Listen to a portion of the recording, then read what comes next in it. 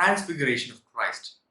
And he said to them, Assuredly, I say to you, that there are some standing here who will not taste death till they see the kingdom of God present with power. Jesus transfigured on the mount. Now after 6 days, Jesus took Peter, James and John and led them up on a high mountain apart by themselves. And he was transfigured before them. His clothes became shining, exceedingly white like snow, such as no launderer on earth can whiten them. And Elijah appeared to them with Moses, and they were talking with Jesus. Then Peter answered and said to Jesus, Rabbi, it is good for us to be here, and let us make 3 tabernacles, one for you, one for Moses, and one for Elijah, because he did not know what to say. For they were greatly afraid. And a cloud came and overshadowed them, and a voice came out of the cloud saying, This is my beloved Son, hear him. Suddenly, when they had looked around, they saw no one anymore, but only Jesus with themselves. Now, as they came down from the mountain, he commanded them that they should tell no one the things they had seen, till the Son of Man had risen from the dead. So they kept this word to themselves, questioning what the rising from the dead meant. And they asked him, saying, Why do the scribes say that Elijah must come first?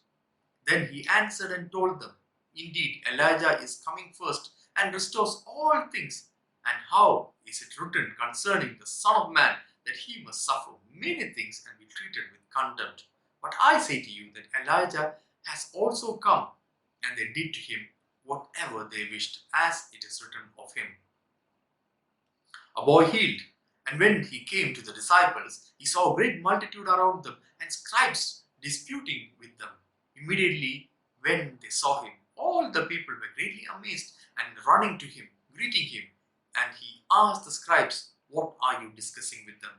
Then one of the crowd answered and said, Teacher, I brought you my son, who has a mute spirit, and wherever it seizes him, it throws him down. He foams at the mouth, gnashes his teeth, and becomes rigid. So I spoke to your disciples that they should cast it out, but they could not. He answered him and said, O faithless generation, how long shall I be with you? How long shall I bear with you? Bring him to me. Then they brought him to him, and when he saw him, immediately the spirit convulsed him, and he fell on the ground and wallowed, foaming at his mouth. So he asked his father, How long has this been happening to him? And he said, From childhood. And often he has thrown him both into the fire and into the water to destroy him.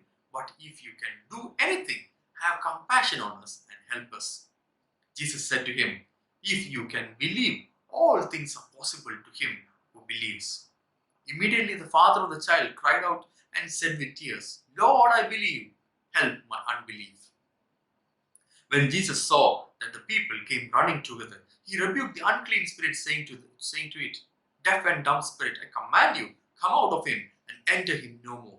Then the spirit cried out, convulsed him greatly, and came out of him, and he became as one dead. So that many said, He is dead. But Jesus took him by the hand and lifted him up, and he arose. And when he had come into the house, his disciples asked him privately, Why could we not cast it out? So he said to them, This kind can come out by nothing but prayer and fasting. Jesus again predicts his death and resurrection. Then they departed from there and passed through Galilee, and he did not want anyone to know it. For he taught his disciples and said to them, The Son of Man is being betrayed into the hands of men, and they will kill him. And after he is killed, he will rise the third day. But they did not understand this saying and were afraid to ask him, Who is the greatest?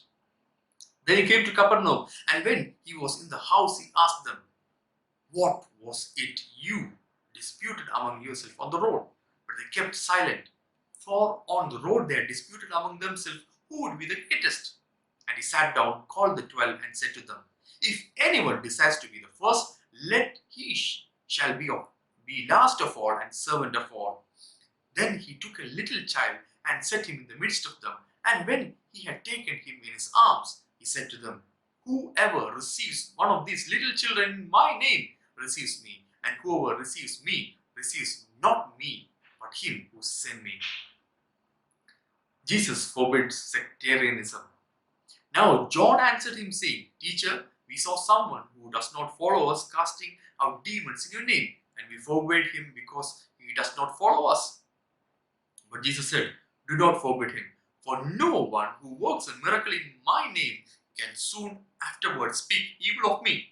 For he who is not against us is on our side.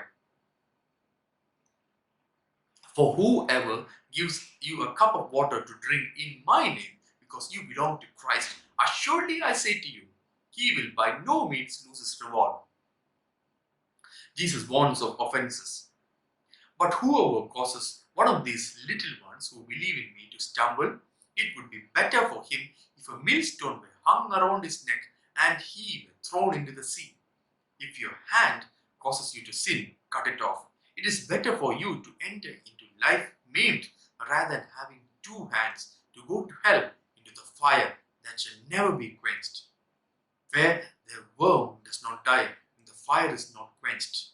And if your foot causes you to sin, cut it off. It is better for you to enter life lame rather than having 2 feet to be cast into hell, into the fire that shall never be quenched, where the worms does not die and the fire is not quenched. And if your eye causes you to sin, pluck it out. It is better for you to enter the kingdom of God with one eye rather than having 2 eyes to be cast into hellfire, where the worm does not die and the fire is not quenched. Tasteless salt is worthless. For everyone will be seasoned with fire, and every sacrifice will be seasoned with salt. Salt is good, but if the salt loses its flavor, how will you season it? Have salt in yourself and have peace with one another.